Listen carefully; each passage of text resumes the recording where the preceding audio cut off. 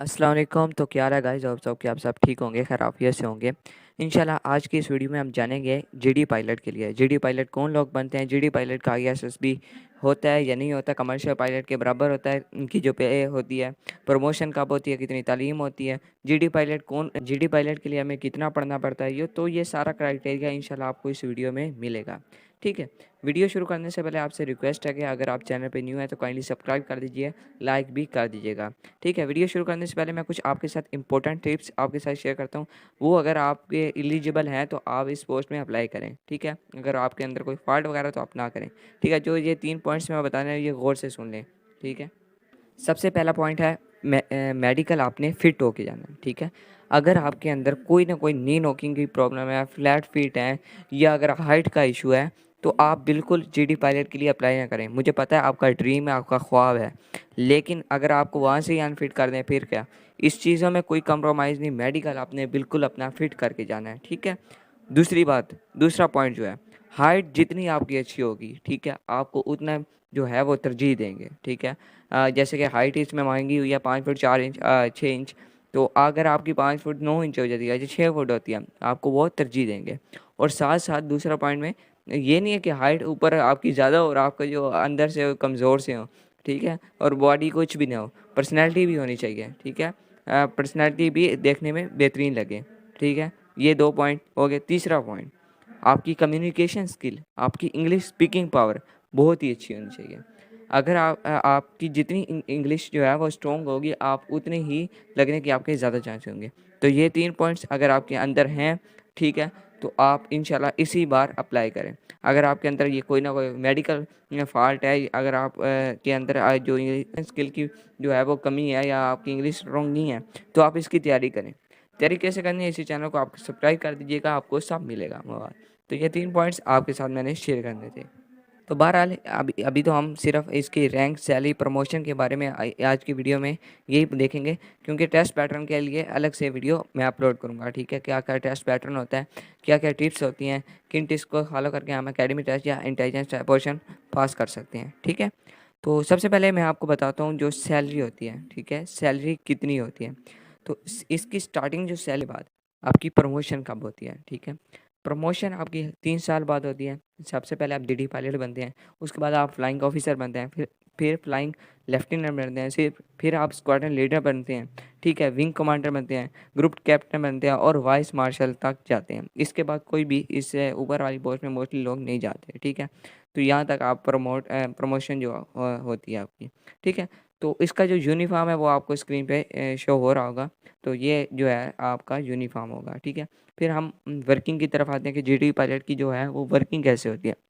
Working जो GD pilot की होती है वो आपको मैं एग्जांपल देता हूँ। अभिनंदन को तो हर कोई जानता है, वही काम आप लोगों का होता है। जो फाइटर तैयारी होते हैं वहीं पे आप लोगों का वैसे ही सेम जो काम होता है, आप समझ गए होंगे। ठीक है, और इसमें साथ-साथ आपको दूसरे ममालिक फ़ॉरेन कंट्रीज़ भी जाते हैं ये जहाज़ों के सिलसिले में, तो वहाँ से भी आप एक अच्छा खासा प्रॉफ़िट मिलता है, यानी बेनिफिट आपको हासिल होता है।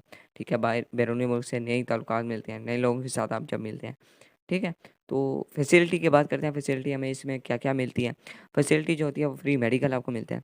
50% जो ऑफ होता है वो एयरलाइन या जहाज़ों पे सफ़र करते हैं या फिर अ, ट्रेनों में सफ़र करते हैं तो आपको 50% ऑफ मिलता है। इसके अलावा आपको जो हाउसिंग स्कीम होती है वो उसमें भी मेंबरशिप मिलती है। ठीक है, ये फैसिलिटी के बारे में मैंने आपको आगाह किया है। ठीक है, तो इसकी ट्रेनिंग जो होती है वो 3 साल की होती है। ट्रेनिंग कहाँ पे होती है? ट्रेनिंग रिसालपुर में होती है। ठीक है, अच्छा, और पॉइंट 5वां आता है कि रैंक जो होता है, रैंक के अलावा ड्यूटी टाइम वाले आते हैं। ड्यूटी टाइमिंग जो इनकी होती है वो कोई फ़िक्स नहीं होती। ठीक है, ड्यूटी टाइम ये नहीं है कि 6 से 8 घंटे, जैसे आप एएसआई में अप्लाई करते हैं तो वहाँ तो फ़िक्स है ना कि 6 से 8 घंटे आपने ड्यूटी करनी है।